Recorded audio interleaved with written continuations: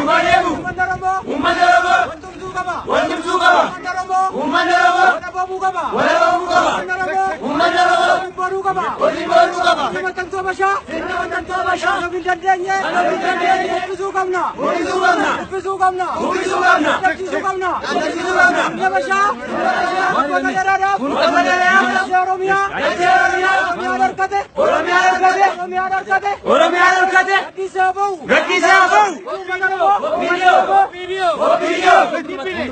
Sinjibbine. Qomoo keenya. Dhiiga keenya. Hirkattummaa. Namaa. Dhiisi malee. Oromoon. Inni dargee. Inni kaabaa. Inni ba'aa. Inni dhiyaa.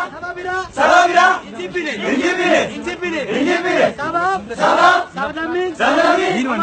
Homaan goone. Oromoon. Hin morre. Kaayyoon. Bilisummaa keenya jechuun hin danda'ama. Uummatni Oromoo kallattii hundumaan wal ijaaree yoo tokkummoome rasaasan barbaachisu. Lolloon ittiin diina ofirraa fonqolchan tokkummaadha. Tokkummaan rasaasa diinaa akka jirtu lafti gadi qabachuu qabna. Uummanni Oromoo hiree tokkoon bahaa dhibbatti lixaa jalatti wal gurmeessa yoo jedhe diina buqqisuun har'uun malee oolee waan buluuf guyyaa nu barbaachisu. Ataroo beellama nu barbaachisu. Kanaaf uummanni Oromoo bareentumaa Booranaa hundi keenya achaaf lamootoo hin jedhin walloo amma eenyu amma gochammata kanitti yoo tokkummoomne yoo walaboomne yoo garaa har'aatiif jennee seetaa dhabnee uummata Oromoo dabarsinee dhalataa Oromoo hayyuu Oromoo hidhaan kan keenya harka diinaatti fallaan yoo ta'e waaqni gurraachi keenya deemuun garaatti biyyaa dhiigni eebbisaa diina dhiigni wareegamtoota kumaa nurratti qabu. Uummanni Oromoo tokkummoomuu qaba. Horaa bulaa dagaagaa deemanaan dhaamsa keenya gumiin qeerroo Oromiyaa ganaa dagaagaa ganaa injifataa beekumsaa waldeetii irraa gocha beeksisaan dhaamsa keenya jabaachaa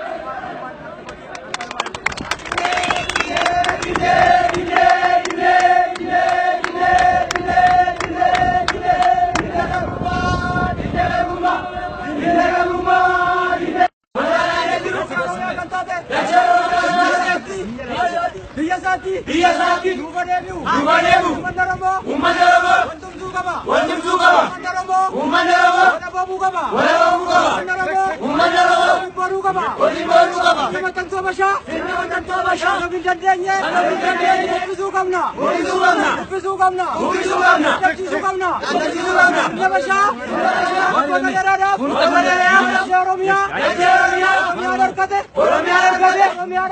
Oromiyaan harkate. Gadhiisaa bahu.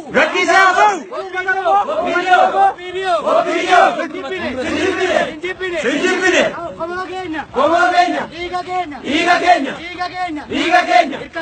Hirkattummaa. Namaa. Dhiisi malee. Oromoon. Inni dargee. Inni kaabaa. Inni ba'aa. Inni dhiyaa.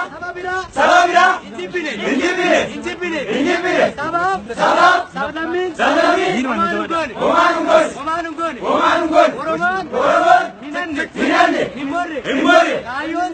Bilisummaa keenya jechuun hin danda'ama. Uummatni Oromoo kallattii hundumaan wal ijaaree yoo tokkummoome rasaasan barbaachisu. Lolloon ittiin diina ofirraa fonqolchan tokkummaadha. Tokkummaan rasaasa diinaa akka jirtu lafti gadi qabachuu qabna. Uummanni Oromoo hiree tokkoon bahaa dhibbatti lixaa jalatti wal gurmeessa yoo jedhe diina buqqisuun har'uun malee oolee waan buluuf guyyaa nu barbaachisu. Ataroo beellama nu barbaachisu. Kanaaf uummanni Oromoo bareentumaa Booranaa hundi keenya achaaf lamootoo hin jedhin walloo amma eenyu amma gochammata kanitti yoo tokkummoomne yoo walaboomne yoo garaa har'aatiif jennee seetaa dhabnee uummata Oromoo dabarsinee dhalataa Oromoo hayyuu Oromoo hidhaan kan keenya harka diinaatti fallaan yoo ta'e waaqni gurraachi keenya deemuun garaatti biyyaa dhiigni eebbisaa diina dhiigni wareegamtoota kumaa nurratti qabu. Uummanni Oromoo tokkummoomuu qaba.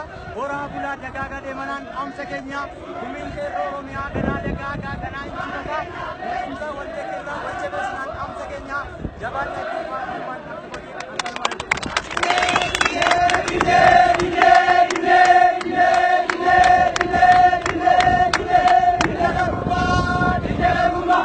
Dirqama Oromummaa.